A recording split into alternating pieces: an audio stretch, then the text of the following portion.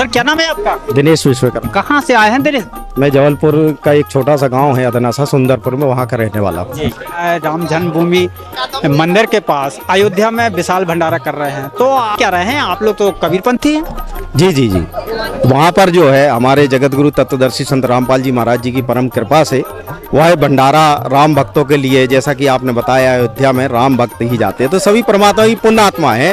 उन पुण्य आत्माओं को राम को जानने के लिए तो वहाँ पर राम भंडारा जो हो रहा है वो हमारे गुरु जी ने सभी पुण्य आत्माओं को, राम भक्तों के लिए शुद्ध देसी घी का भंडारा 30 दिन के लिए रखा गया है। वो आदि राम का भंडारा वहाँ पर चल रहा है। तो जो लोग जय श्री राम करते हैं, और तो फिर आप लोग करते क्या है? जी, वो जय श्री राम का मतलब ये है, जैसे हमारे शास्त्रों में लिखा है और बताया गया है कि एक राम दशरथ का बेटा, एक राम घट घट में बैठा, एक राम का सकल पसारा, और एक राम इन त्रिभुवन से भी न्यारा, यानी वो आदि राम। क्योंकि सभी आत्माओं को उस आदि राम की जानकारी नहीं है, शास्त्रों में जैसा प्रमाण है वो प्रमाण धर्मगुरु नहीं बताते हैं, और वो आदि राम की जानकारी बिना हुए वो राम नहीं पाया जा सकता है।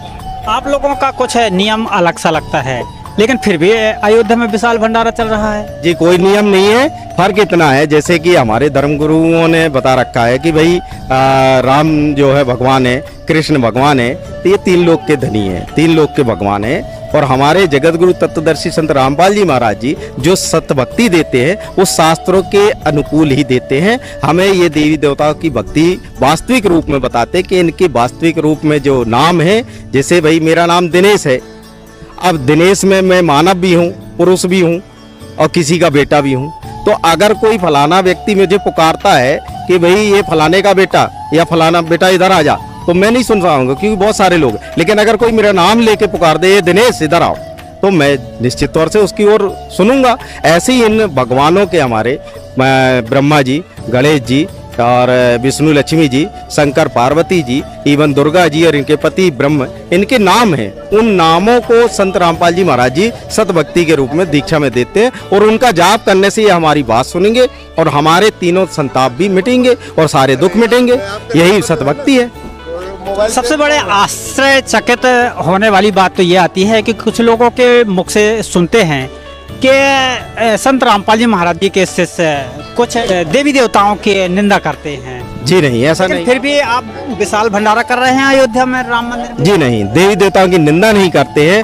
वास्तविक देवी देवताओं की आराधना पूजा कैसी करनी है वो चीज उसमें बताई जाती है। और हमारे सदगुरु रामपाल जी महाराज जी का एक ही विचार ये है कि परमात्मा की प्यारी आत्मा है, इस भंडारे के स्वरूप ही सही उस परमात्मा के वास्तविक ज्ञान को समझे और परमात्मा के उस अलौकिक भंडारे का जो आनंद है वो प्राप्त करें। क्योंकि इस तरीके का जो भंडारा है, परमात्मा कबीर साहब जब 600 बरस पहले जब इस धरती पे काशी पे आए थे, तब भी इसी प्रकार का 18 लाख लोगों को 3 दिन तक शुद्ध देसी घी का भंडारा कराया था। जबकि उस समय न मीडिया थी, न किसी प्रकार का कोई प्रचार प्रसार था, तब भी उस परमात्मा ने इस दुनिया को अपनी समर्थता बताई और तमाम शुद्ध देसी घी का भंडारा करा के उन आत्माओं को अपनी शरण में लिया था। यही परमात्मा आज जगत गुरु तत्वदर्शी संत रामपाल जी महाराज के रूप में विराजमान है इस धराधाम पे, और उस परमात्मा ने अपनी अलौकिक शक्ति का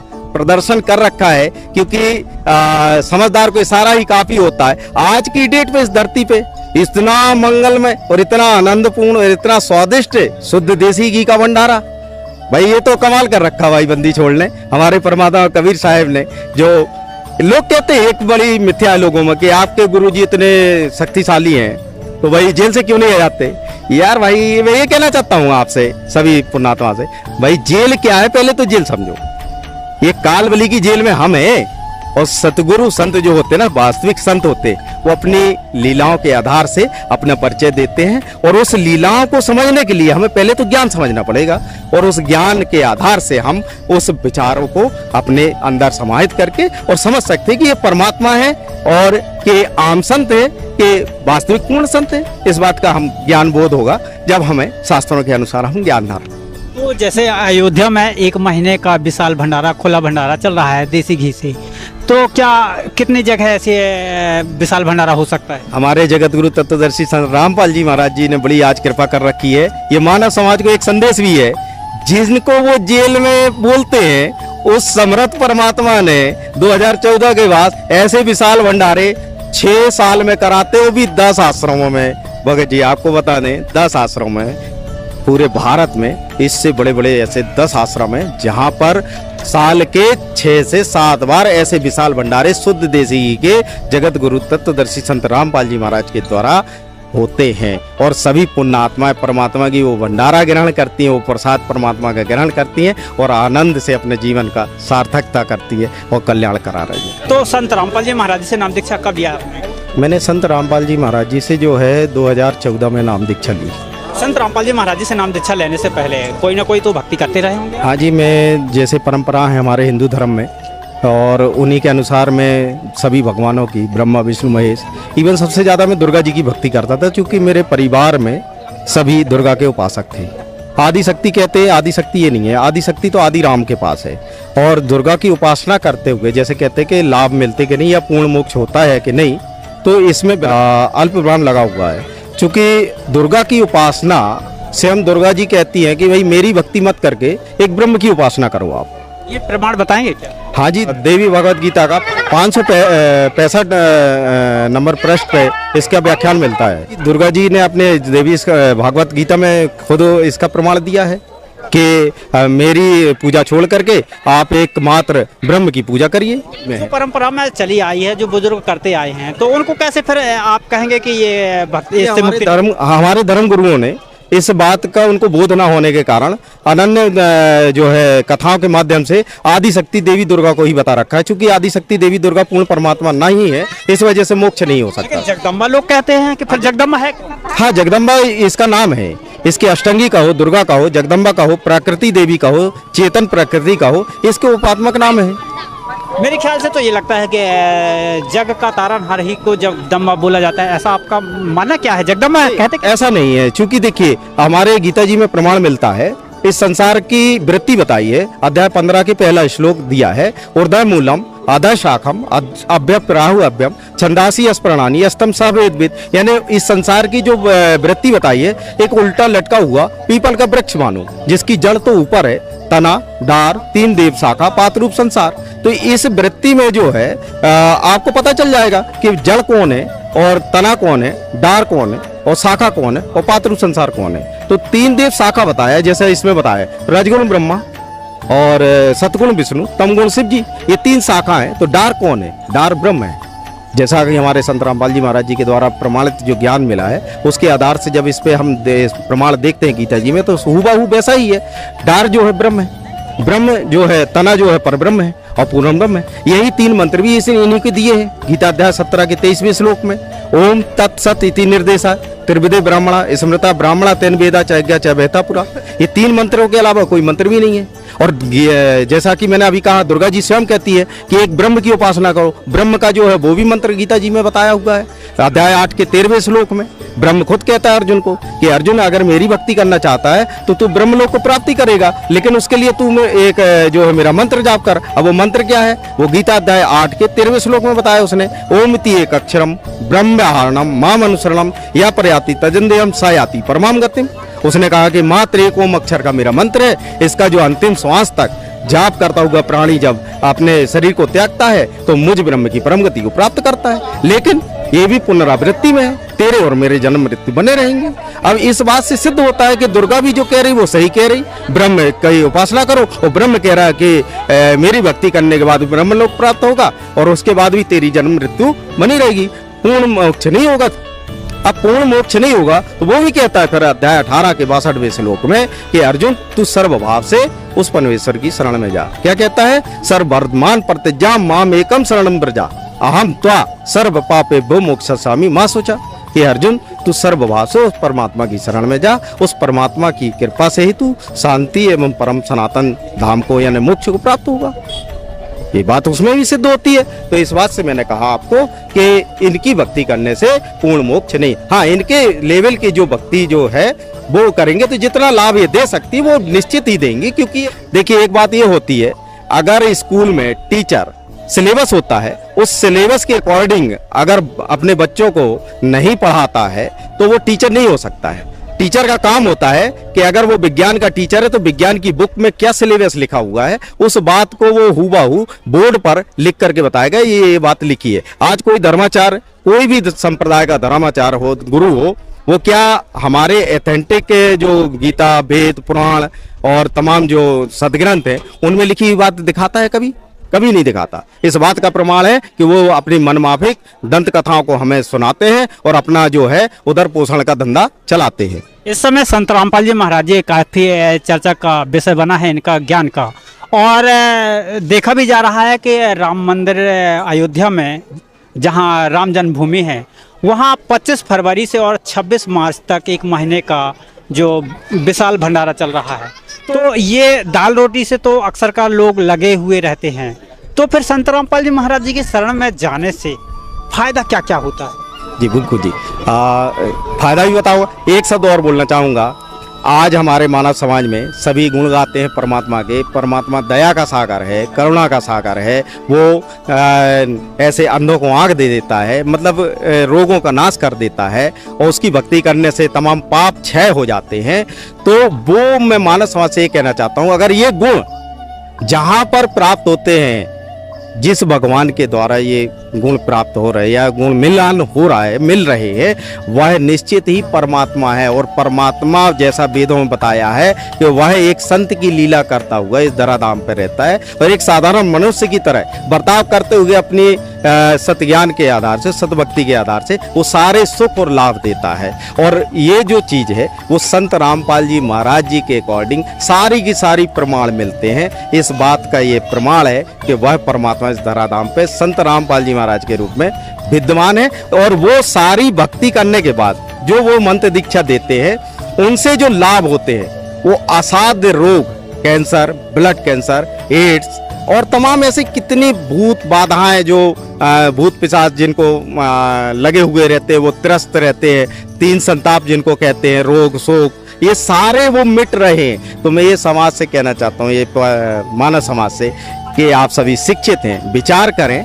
मैं कहता हूँ एक बार उनका ज्ञान समझें। ज्ञान समझने के बाद वो सतभक्ति साल 6 महीने आप करके देखो, और आपके जीवन में वो कष्टों का अगर निवारण न होता है तो निश्चित वो परमात्मा है, वह संत के रूप में वह परमात्मा विराजमान है। उसका आप फायदा लीजिए, करके देखिए। सदियों से जो धराधाम पे हम सुनते आ रहे हैं उसके अकॉर्डिंग हम भक्ति कर रहे हैं। उन भक्ति करते हुए हमारे जीवन में लाभ नहीं हुए, जबकि शास्त्रों में लिखा है कि सत भक्ति करने से असंख्य पापों का विनाश हो जाता है। और सारे धर्म गुरु कहते हैं कि भक्ति तो करने से पाप क्षय नहीं होते, वो तो भोगने पड़ते। तो फिर भक्ति करेगा क्यों? क्यों करे भाई भक्ति? इसी बात को जो है अर्जुन पूछता है भगवान से कि भगवान जो भक्ति करते हैं मृत्यु उनकी भी है, और जो भक्ति नहीं करते मृत्यु उनकी भी है। तो भक्ति ना करने वाले की भी मृत्यु है, हमारी तो मौज करें, आनंद करें, मरना तो सभी को है। तो भगवान उत्तर देते हैं कि हे अर्जुन, बिलारी जानते हो? बिल्ली, बिल्ली। बोले हाँ बिल्ली तो जानता। तो बिल्ली जब अपने बच्चे को मुंह में दबाती है और एक स्थान से दूसरे स्थान ले जाती है तो उसके बच्चों को कोई नुकसान नहीं होता है, लेकिन वही बिल्ली उसी मुख से, वही दांत होते हैं उसके, और जब चूहे को पकड़ती है तो उसकी दुर्दशा कर देती है। तो मृत्यु उसकी भी होनी है, मृत्यु हमारी भी होनी, लेकिन मृत्यु में फर्क है। फर्क ये है कि जो भक्ति नहीं करते उनकी दुर्दशा उस चूहे के जैसे हो जाएगी, और जो सतभक्ति करते हैं वह साकुशल अपने जिस परमात्मा की वो भक्ति करना चाहते हैं या मिल करते हैं, वो पूर्ण ब्रह्म परमात्मा की अगर भक्ति करते हैं तो साकुशल वो सतधाम, अमर धाम को प्राप्त हो जाएंगे, यानी जन्म मरण से मोक्ष हो जाएंगे। इसीलिए बंदी छोड़ भी इनको कहा जाता है, सारे बंधनों से जो मुक्त करता है। कहते ना कलयुग मध्य सतयुग लाऊं, ताते में बंदी छोड़ कहाऊं। यानी इस कलयुग में है ही सतयुग रहेगा हजारों वर्ष। इस बात का प्रमाण अब देखने में मिल रहा है इस मानव समाज में। जो संत रामपाल जी महाराज के भगत हैं, आप उनके जीवन चरित्र देखिए, उनके जीवन का वो देखिए आप, वो आपको नशा करते नहीं मिलेंगे, वो व्यभिचार नहीं करते मिलेंगे, और वो जो है किसी प्रकार से भ्रष्टाचार करते नहीं मिलेंगे, किसी प्रकार से दूषित दृष्टि नहीं डालते हैं, वो किसी का अहित नहीं करते। ये ऐसा समाज, इतना आनंद, मतलब हृदय गदगद हो जाता है कि यार जिस समाज को सुधारने के लिए तमाम धर्मगुरु अपनी अपनी व्याख्या बताते हैं, ये मत कर, कोई कर रहा है नहीं कर, लेकिन वो सतभक्ति में इतना आनंद है कि वो स्वतः ही ऑटोमेटिक ये विकार मिट जाते हैं। तो कहना चाहिए जो रामायण में बात लिखी है कि कलयुग केवल नाम आधारा, तो वो नाम फिर है कहाँ? बहुत बढ़िया प्रश्न है आपका। तुलसीदास महाराज जी ने रामायण में लिख रखा है, कलयुग केवल नाम आधारा, सुमर सुमर नर उतरी पारा। इस पृथ्वी पे 21 ब्रह्मांड है, पृथ्वी को लगा करके इस 21 ब्रह्मांड में अब संत रामपाल जी महाराज जी के अलावा वो नाम कहीं नहीं है, किसी के पास नहीं है। और जो धर्माचार्य हैं आज वो नाम नहीं जानते हैं। इधर आप एक वाणी में देखिए कि कलयुग केवल नाम आधारा, नाम का व्याख्यान है। अब कई लोग संत जो है इस नाम को कह देते राम आधार, राम तो है, वो राम है, लेकिन वो राम का नाम है। उस नाम की प्रमाण सहित व्याख्या संत रामपाल जी महाराज जी ने अपने शास्त्रों से प्रमाणित करके बता दी कि वो राम ये है भाई, इसका नाम ये है। और ये नाम इस मतलब संत रामपाल जी महाराज कहते हैं कि मुझ दास के द्वारा आप ले करके सतभक्ति करके देखो, वो नाम का बेनिफिट मिलेगा आपको। आपका कहने का मतलब ये है कि कोई चीज अगर बता रहा है कोई, तो उसे चेक करना चाहिए। बिल्कुल चेक करना चाहिए। आज संत मतलब ये समाज जो है, मानव समाज पढ़ा लिखा है, बुद्धिजीवी है, विवेकशील है, और बहुत अच्छी बात है कि अक्षर ज्ञान हो चुका है। अब अक्षर ज्ञान हुआ है तो निश्चित मैं ये कहता हूँ सभी मानव समाज से, अपने प्रिय बंधुओं से और सभी से कि भाई एक बार इस ज्ञान को आप जांचें, परखें। मैं ये नहीं कह रहा कि आप डायरेक्टली वो चीज करें। पहले कुछ लोगों का मानना ये रहता है कि हम गुरु बना चुके हैं, फिर हम कैसे जाएंगे?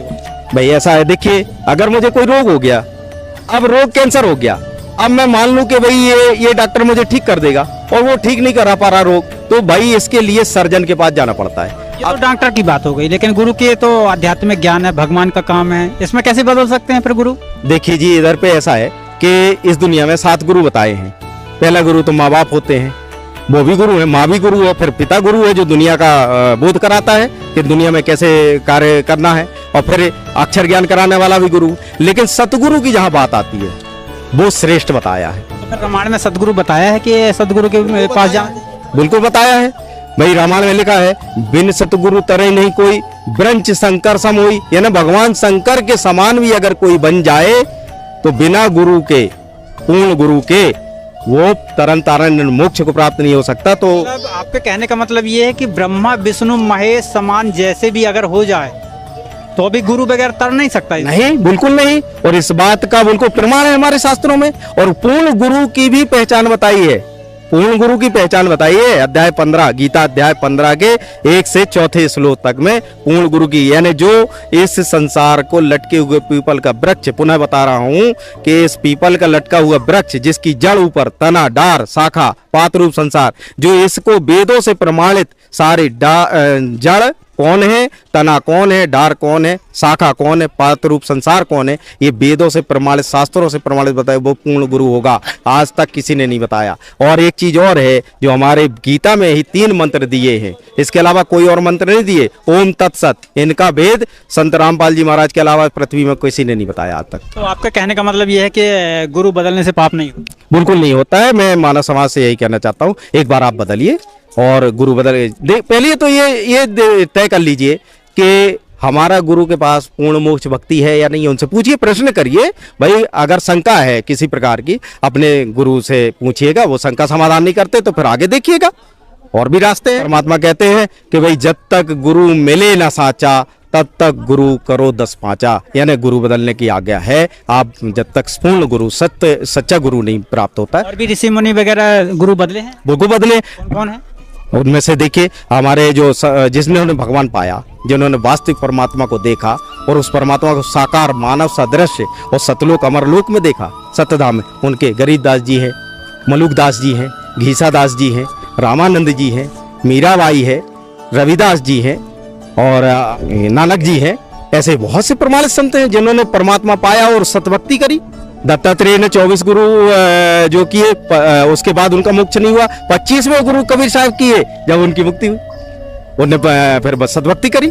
कबीर साहिब जो है मुनिंद्र ऋषि के रूप में आए हुए थे और हनुमान जी को सतभक्ति दी, उन्होंने सृष्टि रचना सुनाई, उसके बाद सतभक्ति करने के बाद हनुमान जी का मोक्ष हुआ। कहने का मतलब यह है कि सच्चा गुरु की तलाश करना चाहिए और गुरु बदल लेने में भी पाप नहीं है। नहीं, बिल्कुल नहीं है, जब तक सच्चा गुरु प्राप्त ना हो। देखिए, एक तो ये पहली बात ये है, इस मानव तन को पाने का शास्त्रों में भी बड़ा उल्लेख मिलता है कि बड़ भाग जो मानस तन पावा।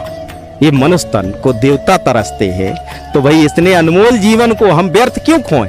और हमें मानव तन मिला है तो परमात्मा पाने के लिए मिला है, और परमात्मा पाने के लिए अगर मिला है तो भाई बिना गुरु के तो भक्ति नहीं मिल सकती। तो गुरु की तलाश अनिवार्य है, गुरु प्राथमिकता है। गुरु गोविंद दो खड़े काके लागू पांव, बलिहारी गुरु आपनो जिन गोविंदियों मिलाए। तो गुरु श्रेष्ठता है, गुरु के बिना हमारा तरन तारण नहीं हो सकता। और एक बात और हम ये कहना चाहते हैं मानव समाज के, जो सभी कहते हैं गुरुर ब्रह्मा गुरुर विष्णु गुरुर देवो साक्षात पार ब्रह्म तस्मै श्री गुरुवे नमः। अब यहाँ गुरु श्रेष्ठ है और वो गुरु ब्रह्मा विष्णु महेश से भी श्रेष्ठ बताया है, तो भाई गुरु की प्राथमिकता तो यहाँ है, गुरु के बिना तरन तारण नहीं होता। कुछ इस संसार में कुछ लोग दुखी रहते हैं, तो उनका कैसे दुख निवारण हो? आज इस संसार में जितने भी धर्म गुरु हैं जो भक्ति दे रहे हैं, उनसे दुख तो उनके खत्म नहीं हो रहे, क्योंकि वो शास्त्र के अनुकूल भक्ति नहीं है। और सत्य भक्ति संत रामपाल जी महाराज दे रहे, वो भक्ति करके देखिए आपके जीवन में दुख संताप किसी भी प्रकार का नहीं रह जाएगा। सारे सुख वो परमात्मा यहीं इस धराधाम पे आपको प्राप्त कराएगा, क्योंकि अध्याय 18 का 62वां श्लोक कहता है कि पूर्ण शांति और फिर इसके बाद परम शांति के बाद सनातन परम धाम को प्राप्त होगा। तो वह मिथ्या हो जाएगा अगर वो सुख नहीं मिले वो भक्ति से। तो यहाँ पर वो भक्ति आप करके देखिए, आपको पूर्ण शांति का मतलब होता है सारे दुखों का नाश हो जाना, सुख और एकदम वैभव के साथ जीवन और शांति के साथ जीवन हो। इसके बाद निश्चित ही उस भक्ति से परलोक जो है मोक्ष प्राप्त होगा। चलिए, आपका जो अनुभव रहा तो आपसे मिलकर काफी ठीक लगा। और लोगों को क्या संदेश दें? मैं सभी मानव समाज से हाथ जोड़ के प्रार्थना करना चाहूँगा, सभी शिक्षित हैं, इस मानव तन को पाने के बाद व्यर्थ जाने न दें। इस दुनिया में आए हैं तो मानव तन पाने का एक अलग महत्व है। उस मानव तन क्यों मिला है, उस परमात्मा ने हमें क्यों दिया है, इस बात का बोध करें, आत्मज्ञान करें, आत्ममंथन करें। और जब आत्ममंथन हो तो कि ये तन बड़ी मुश्किल से मिलता है, तो पर भक्ति करने के लिए मिला है, सद्भक्ति करके इस मोक्ष पाने के लिए मिला है। तो निश्चित गुरु की तलाश करें। और आज सदग्रंथों में बहुत सारे प्रमाण हैं पूर्ण गुरु के, और वो पूर्ण गुरु इस धरती पे है। उस ज्ञान को समझें और आत्म कल्याण कराएं अपना उस परमात्मा से दीक्षा लेकर के। बहुत बहुत धन्यवाद। नमस्कार। साईं जी, सत साईं जी, सत साईं।